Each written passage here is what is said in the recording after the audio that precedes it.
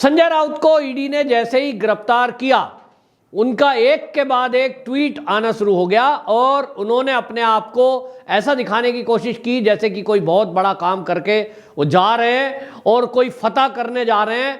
वो ट्वीट कर रहे हैं और उनके ट्वीट में वो बौखलाहट साफ साफ दिखाई दे रही है। ये बौखलाहट है ईडी के शिकंजे में फंसने की, और उनको डर है कि वो नवाब मलिक और अनिल देशमुख की तरह जेल की सलाखों के पीछे ही ना रह जाएं, और इसलिए वो ट्वीट करते हैं लेकिन सवालों के जवाब देने से बचते हैं।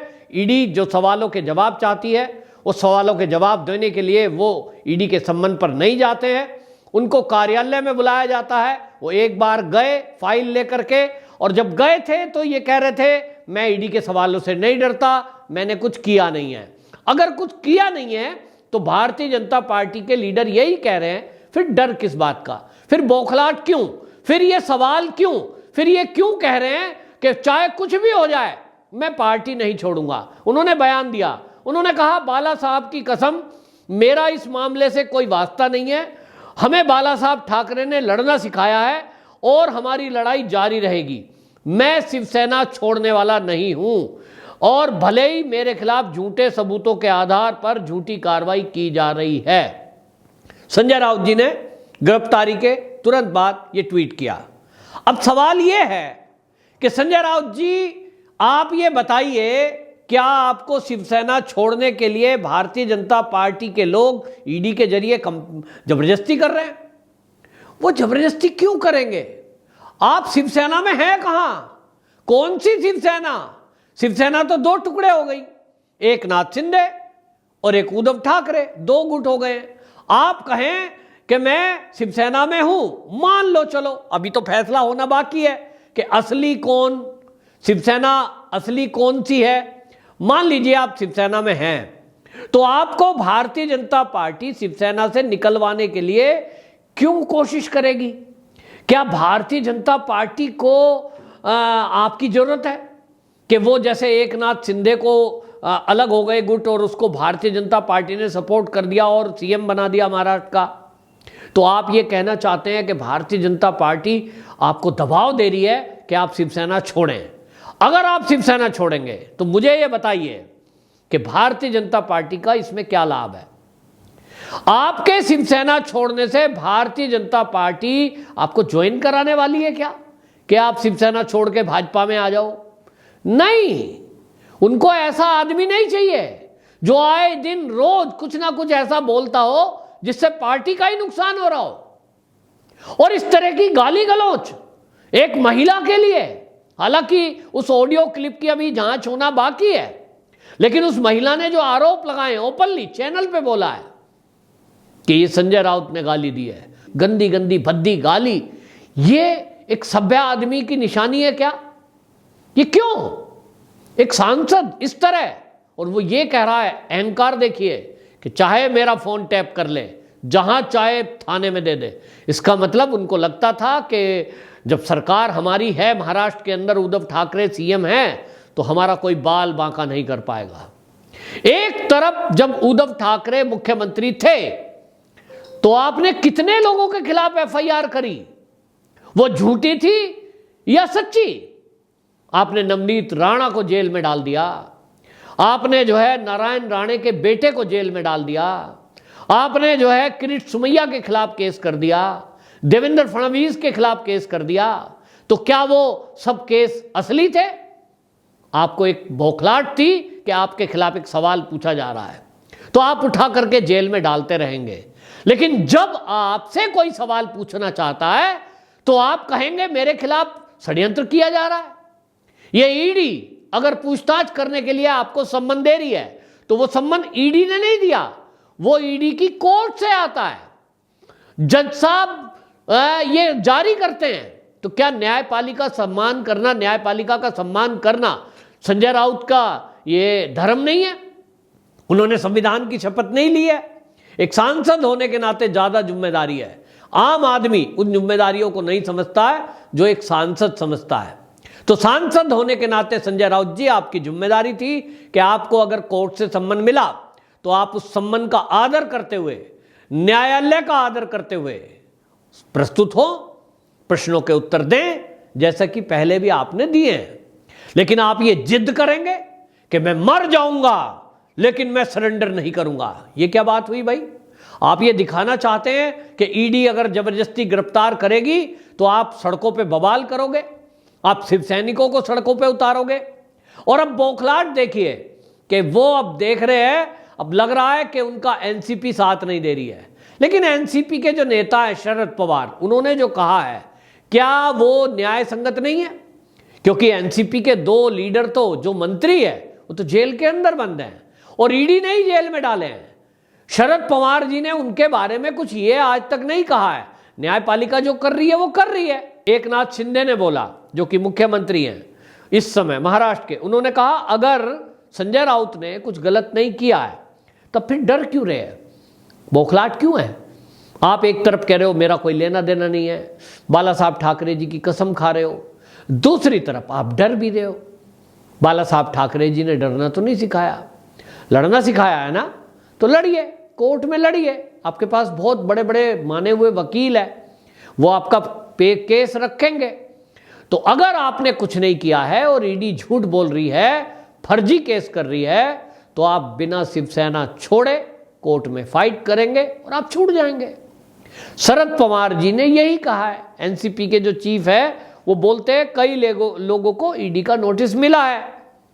जांच एजेंसियां, चाहे वो ईडी हो, सीबीआई हो या इनकम टैक्स हो, वो या राज्य की इकाई हो, ये सभी शिकायत मिलने पर जांच करती हैं। संजय राउत जी के मामले में कुछ ज्यादा हो रहा है, इसमें क्या गलत है? संजय राउत जी को जाकर प्रश्नों के उत्तर देने चाहिए, ये शरद पवार जी ने बोला है। अब अजीत पवार ने ऐसा ही बोला है, तो अब इनको लगता है कि एनसीपी हमारा साथ नहीं दे रही है। अब आप इस तरह का साथ देने का मतलब क्या है? आप भी कांग्रेस की तरह, जैसे कांग्रेस प्रदर्शन कर रही थी, इस तरह के प्रदर्शन करेंगे? फिर तो ये पता लगता है कि कुछ ना कुछ घपला डालमल बढ़ो रहे। अब ये जो पत्राचाल की जो सोसाइटी का घोटाला है, ये गरीबों से जुड़ा हुआ है। 672 फ्लैट उनके बनाकर देने थे गरीब लोगों के, नहीं दिए गए। 14 साल हो गए, और 14 साल पहले के घोटाले का भारतीय जनता पार्टी से तो कोई लेना देना हो ही नहीं सकता, क्योंकि 2007 में पत्राचाल घोटाला जो हुआ, सरकारी जमीन का जो आवंटन हुआ, 47 एकड़ जमीन, जो कि 1034 करोड़ रुपए आज के हिसाब से उसमें कीमत लगाई जा रही है। तो अगर ये इतना बड़ा घोटाला है तो भारतीय जनता पार्टी तो 2007 में थी नहीं। हां, केस जरूर रजिस्टर अब हुआ है जब केंद्र में भाजपा की सरकार आ गई। इसका मतलब यह है कि पहले की सरकार सब मिला जुला कर आपस में खाओ और खिलाओ वाली नीति चल रहे थे। आज मोदी जी आए हैं तो उन्होंने कहा है ना खाऊंगा ना खाने दूंगा, तो केस हो रहा है। आज लोगों के घरों से ट्रकों नोट निकल रहे हैं, क्या ये नहीं निकलने चाहिए? अगर संजय राउत जी के माध्यम से, उन्होंने नहीं किया मान लो, लेकिन उन्होंने किसी भ्रष्टाचारी की मदद की है, उनके जो मित्र हैं जिनके ऊपर आरोप है, संजय राउत के मित्र प्रवीण राउत, जिन्हों को सारा ये काम मिला था 3000 फ्लैट बनाने का, जिनमें पत्राचाल के लोग भी हैं 672। अब ये फ्लैट नहीं बनाए और सरकारी जमीन वो बिल्डरों को बेच दी, उससे 1000 करोड़ रुपया कमाया। क्या संजय राउत जी ये बताएं कि वो 1000 करोड़ रुपया जो सरकारी जमीन थी उसको जो बेचकर प्रवीण राउत ने कमाया, ये पैसा सरकारी खजाने में आना चाहिए कि नहीं आना चाहिए? बताएं संजय राउत जी, ये पैसा आना चाहिए, ये जनता का है, ये महाराष्ट्र की जनता का पैसा है। ये महाराष्ट्र की जनता के हक का पैसा मारकर यदि कोई एक बिल्डर इस पैसे को हड़प लेता है तो क्या ये सही है? ये काम महाराष्ट्र की सरकारों को करना चाहिए था कि नहीं करना चाहिए था? करना चाहिए था। महाराष्ट्र की सरकार को ही केस रजिस्टर करके प्रवीण राउत को गिरफ्तार करके और जितनी प्रॉपर्टी है उसको जब्त करना चाहिए था। उसकी जब्ती करके और फिर जो पैसा आमदनी आए वो महाराष्ट्र के राजकोष में जमा करना चाहिए था। अब महाराष्ट्र सरकार अगर मिलकर के घोटालेबाजों के साथ पैसा खा रही है तो क्या मोदी जी भी मौन होकर चुपचाप बैठ जाएं? क्या उन्होंने पैसा रिश्वत बीजेपी के लीडरों को ऑफर नहीं किया होगा? जो ये बिल्डर हैं जिन्होंने 1034 करोड़ रुपए का घोटाला किया है, तो क्या समझते हो आप, इन्होंने देवेंद्र फडणवीस को ऑफर नहीं किया होगा? तुम भी ले लो थोड़ा सा, तुम भी ले लो कोई जमीन, तुम भी ले लो एक फ्लैट, ऑफर तो किया होगा। और इसी तरह जो केंद्र में सरकार बैठी है, ईडी के अफसरों को भी रिश्वत ऑफर करी होगी, मोदी जी को भी ऑफर करने की कोशिश की होगी, ये जो ईडी जिनके अंडर में है अमित शाह को भी ऑफर करने की कोशिश की होगी। लेकिन इन लोगों ने किसी ने अगर रिश्वत ले ली होती तो ये कार्रवाई जो देश में हो रही है होती ही नहीं। पहले की सरकारों में क्यों नहीं हुई? 2007 का घोटाला और कार्रवाई अब हो रही है। ये बता रहा है कि पहले की सरकारों में बंदर बांट हो जाती थी, तू भी खा मैं भी खा, खाओ और खिलाओ। और इसलिए मोदी सरकार जब आई है 2014 में, उसके बाद ये केस रजिस्टर हुआ और उसके बाद ये कार्रवाई शुरू हुई, तो दिक्कत क्या है? सब भ्रष्टाचारी पकड़े जाएंगे। संजय राउत जी, अगर आपका कोई दोष नहीं है, लेकिन अगर आपका दोस्त इसमें दोषी है, तो उस दोस्तों की टोली में आपकी बेटी एक वाइन कंपनी में पार्टनर है, और जो पार्टनर है उस पार्टनरशिप की भी जांच ईडी कर रही है। आपकी पत्नी ने किसी के साथ मिलकर के यदि कोई जमीन खरीदी है तो उसकी भी जांच हो रही है। उसके दस्तावेज दे दो, आय का प्रूफ दे दो, बात खत्म हो जाएगी। लेकिन उसके बजाय आप बयानबाजी करोगे तो कैसे चलेगा? और इसीलिए बयानबाजी को लेकर अब लोग, महाराष्ट्र के लोग, वो ट्वीट का जवाब दे रहे हैं और वो लोग लिख रहे हैं कि आप बयानबाजी करने के बजाय, इस तरह की बातें करने के बजाय आप ये देखें कि संजय राउत जी, ये जो घोटाला हुआ है ये छोटा मोटा नहीं है, 1034 करोड़ रुपए का घोटाला है। और इस घोटाले में अभी तार और भी जुड़ रहे हैं, क्योंकि पीएमसी बैंक घोटाला इसी से जुड़ा हुआ है। जो प्रवीण राउत संजय राउत के दोस्त हैं, अभी इनका एक घोटाला ये पता लगा है, अभी बैंक घोटाला भी जुड़ रहा है और DIHL घोटाला भी जुड़ा हुआ इसी से है। यानी घोटाला दर घोटाला जो हुआ है महाराष्ट्र के अंदर, उसमें ईडी अगर पूछताछ कर रही है तो ये महाराष्ट्र के निवासियों को सोचना चाहिए कि ये बहुत भले का काम हो रहा है।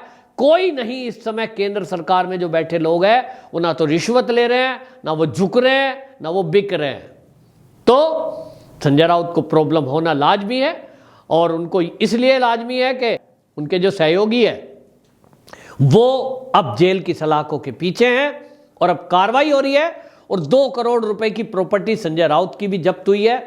लेकिन बार बार मैं एक बात कहता हूं, अगर संजय राउत दोषी नहीं है तो 2 करोड़ की प्रॉपर्टी जो जब्त की गई है, कुल मिलाकर के 11 करोड़ की प्रॉपर्टी अभी तक जब्त हो चुकी है, तो उनको लेकर वो सुप्रीम कोर्ट जाएं और सुप्रीम कोर्ट में एप्लीकेशन लगाएं कि ईडी ने मेरी संपत्ति जब्त कर दी है, मेरी कोई गलती नहीं है। सुप्रीम कोर्ट दस्तावेज देखेगा, ईडी से प्रूफ मांगेगा, आपकी प्रॉपर्टी छूट जाएगी, सिंपल। लेकिन ऐसा ना करके आप बयानबाजी कर रहे हैं, ये बता रहा है कि किस तरह की बौखलाहट संजय राउत को है। बहरहाल संजय राउत अब छूटने वाले नहीं है। जो सूत्र है उनका कहना यह है कि संजय राउत की कस्टडी ईडी लेकर अब लंबी पूछताछ करेगी, और उम्मीद है कि ये भी नवाब मलिक और अनिल देशमुख की तरह अब जेल में ही रहेंगे। वंदे मातरम।